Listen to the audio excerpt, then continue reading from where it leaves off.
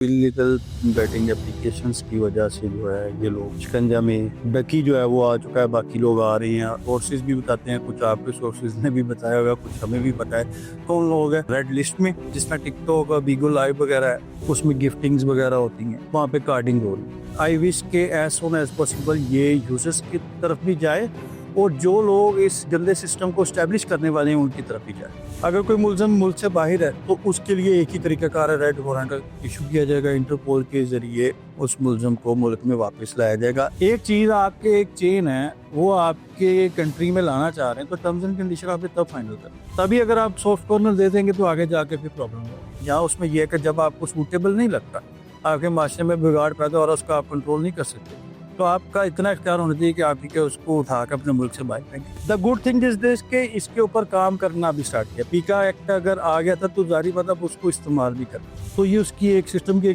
कड़ी है। उसमें हमें भी पूरी उम्मीद रहना चाहिए कि कौम को भी, अगर ये आईटी की दुनिया के क्राइम्स हैं तो अगर अपेरेंटली नजर नहीं आ रहे तो इसके लिए अभी साइबर पेट्रोलिंग की जाती है ताकि एक मखसूस तरीके से इसको मोनिटर और वॉच किया जाए कहाँ पे कौन सी चीज़ है जो खिलाफ कानून और वो हो रही है। अगर ये लोग गंदा कंटेंट दिखा के पब्लिक में आम होते हैं, हमारे बच्चों ने फॉलो करते हैं, तो हम किसी जगह पे अच्छा कंटेंट भी दिखा के इनके पैरेलल एक अच्छा सिस्टम खड़ा कर सकते हैं। अपेरेंटली जो देखने में लग रहा है उससे जनरल पब्लिक एक तासुर जो ले रही है, जो मुझे भी महसूस हुआ कि शायद फैसिलिटेटर्स जो है, प्रमोटर्स जो हैं और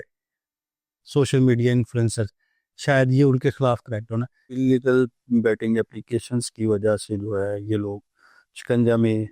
डकी जो है वो आ चुका है। बाकी लोग आ रहे हैं,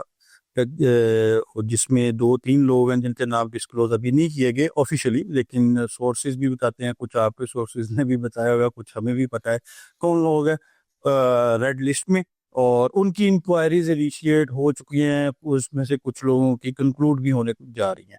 और उनके लिए भी सेम ही प्रोसेस इख्तियार किया जाएगा, मतलब कि वो बिहाइंड द बार जाएंगे इन्वेस्टिगेटिंग एजेंसीज के पास, और उसमें फिर मजीद इन्वेस्टिगेशन करते हुए जो जो चार्जेस होंगे उनके ऊपर, जितनी इन्वॉल्वमेंट होगी कानून के तहत उनको सजा मिलेगी। लेकिन प्योरली क्योंकि ये लोग इन्वॉल्व हैं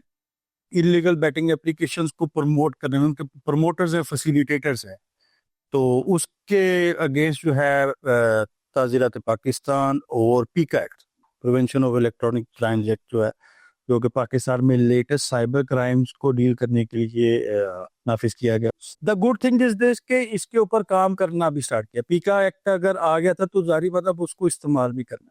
उसको इस्तेमाल करना, उसके ऊपर अमल दरामद होना, तो ये उसकी एक सिस्टम की एक कड़ी है। उसमें हमें भी पूरी उम्मीद रहना चाहिए कि कौम को भी, कि ये अभी स्टार्ट अगर किया है तो फैसिलिटेटर से किया है, मे बी फैसिलिटेटर के पास तक रसाई या उस तक कोई कंप्लेन पहले मौजूद होगी तो जिस वजह से उसको टारगेट कर लिया गया। लेकिन आई विश के एज सोन एज पॉसिबल ये यूजर्स की तरफ भी जाए और जो लोग इस गंदे सिस्टम को स्टैब्लिश करने वाले हैं उनकी तरफ भी जाए। साइबर क्राइम के वाले से पीकैक प्योरली जो है वो इसको डील कर रहा है और वो जिसको नाफिजुल अमल किया गया। लेकिन अगर मैं देखूं कि किस रफ्तार से साइबर क्राइम्स हो रहे हैं और उसके अगेंस्ट जो लॉ हमारे पास मौजूद है, इफेक्टिव तो है, लेकिन इससे मैं अपनी पर्सनल कैपेसिटी में ये लाजमी कहूँगी इनसफिशिएंट है। अगर कोई मुलजम मुल्क से बाहर है तो उसके लिए एक ही तरीकाकार है, रेड वारंट इशू किया जाएगा, इंटरपोल के जरिए उस मुलजम को मुल्क में वापस लाया जाएगा। ये प्रोसेस जरूर है लेकिन इसमें भी बहुत ज्यादा काम करें, क्यों, ये बहुत मुश्किल और लेंथी तवील प्रोसेस है, और उसमें इसमें थोड़ा सा ये मजबूर भी है। मजबूर इस सेंस में है कि वो तो जिसके साथ हमने ट्रीटी साइन की हुई है जिन कंट्रीज के साथ, तो हम तो वहां से सिर्फ मुलजम लाएंगे। अगर ये वाला नेटवर्क स्पेसिफिकली जिसकी बात कर रहे हो, अगर ये नेटवर्क, इसके करिंदे, इसका हेड ऑफिस कह लें, इसके जो थिंक टैंक्स हैं,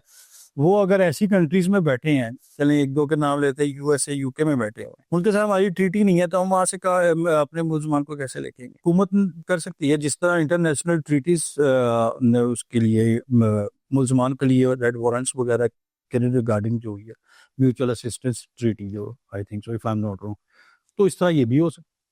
है। एक चीज आपके एक चेन है वो आपके कंट्री में लाना चाह रहे हैं तो टर्म्स एंड कंडीशन आपने तब फाइनल कर,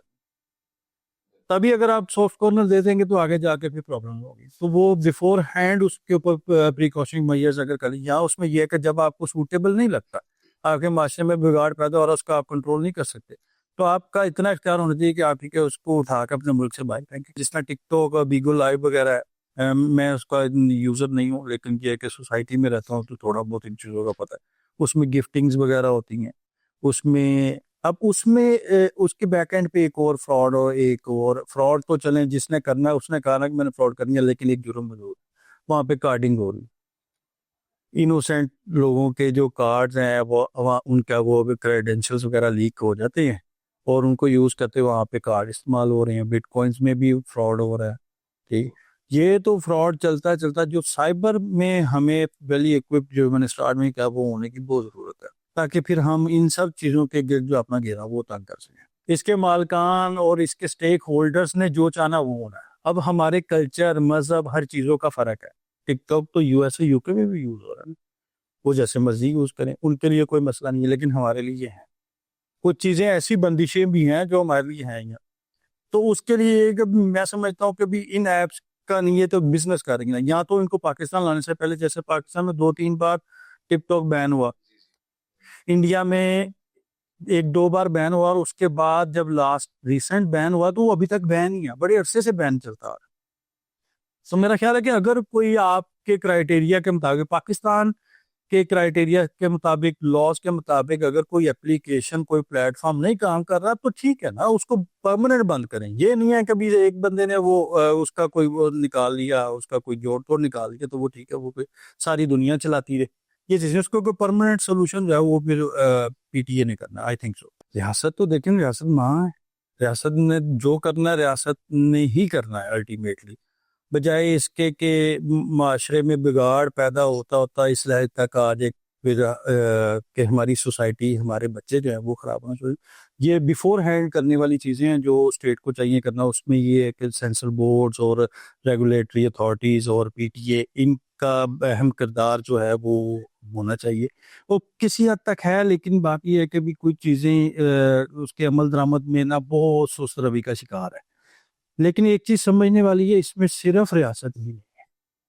जनरल पब्लिक है ना, आप मैं, हमारी जिम्मेदारी है। आईटी है, सोशल मीडिया है, एप्लीकेशंस हैं, इनका अगर बेटर यूजेज अगर बता दिया जाए, या इनका जो नेगेटिव इम्पैक्ट्स हैं उसके बारे में आगाह कर दिया जाए, तो लिहाजा ये है कि सोसाइटी में भी हमारी जिम्मेदारी है, हम इन चीज़ों के ऊपर देख। सिस्टम खराब है ना जी, उस सिस्टम को आप, एक जनरल बात, उस सिस्टम को आप रोक नहीं सकते, उसके आगे खड़े नहीं हो सकते, उसके पैरेलल एक अच्छा सिस्टम बना सकते, वो हमारी जिम्मेदारी, वो हमने बनाना है। मजीद कानून साजी की भी जरूरत है, मजीद इसमें जो है इन्वेस्टिगेटिंग एजेंसीज के लिए, स्टेट के लिए वेल इक्विप्ड आईटीज में जो एक्सपर्टीज है उसकी भी बहुत ज़्यादा जरूरत है। ये काबिल अमल ज़रूर है, जारी बात है कि वो साइबर पेट्रोलिंग चल रही है, तो मैं तो इसको बहुत अच्छा एक गुड इनिशिएटिव भी कहूँगा फॉर जनरल पब्लिक, और बेहतर और आसानी के साथ एक चीज़ की अंडरस्टैंडिंग के लिए कि जैसे हम रोड पे, सड़कों पे देखते हैं डॉल्फिन स्क्वाड पेट्रोलिंग कर रही है, ठीक है, फिर स्क्वाड पेट्रोलिंग कर रही है, वैसे मुतलका थाने की पुलिस जो है वो गश्त कर रही होती है, सेम लाइक दिस। अगर साइबर क्राइम है, अगर ये आईटी की दुनिया के क्राइम्स हैं, तो अगर अपेरेंटली नज़र नहीं आ रहे, तो इसके लिए भी साइबर पेट्रोलिंग की जाती है, ताकि एक मखसूस तरीके से इसको मोनीटर और वॉच किया जाए, कहाँ पे कौन सी चीज़ है जो खिलाफ कानून है और वो हो रही है। ये बड़ा अच्छा इनिशिएटिव है, लेकिन जिस रफ्तार के साथ क्राइम हो रहा है उसके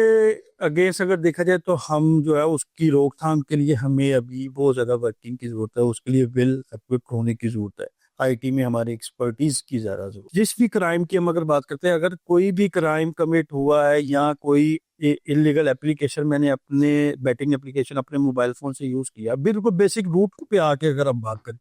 मैंने अपने फ़ोन से वो एप्लीकेशन यूज़ किया, उसके बाद फिर मैंने बैटिंग भी किया,